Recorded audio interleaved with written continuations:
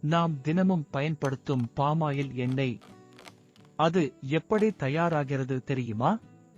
இந்த எண்ணெய் பெறப்படுவது oil bomb tree என்ற மரத்தின் பழங்களில் இருந்து. பழுத்த சிவப்பு நிறக்காய்கள் கவனமாக அறுவடை செய்யப்படுகின்றன. பின்னர் இந்த பழங்கள் நீராவியில் வேக வைக்கப்படுகின்றன. இது கிருமிகளை அழிக்கவும் எண்ணெய் எடுக்க எளிதாக்கவும் உதவுகிறது. அடுத்து பழத்தின் உள்ளே இருக்கும் மெழுகிலிருந்து எண்ணெய் பிழிக்கப்படுகிறது. இதுவே க்ரூட் பாம் ஆயில். இந்த மூல எண்ணெய் சுத்திகரிப்பு செய்யப்படுகிறது.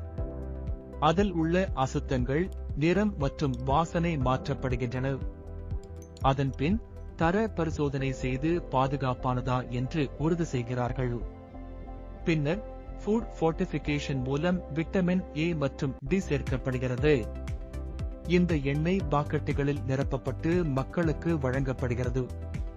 பாமாயில் எண்ணெய் சத்துக்கள் கொண்டதுதான். ஆனால் அளவாக பயன்படுத்துவதுதான் நம் ஆரோக்கியத்திற்கு நல்லது.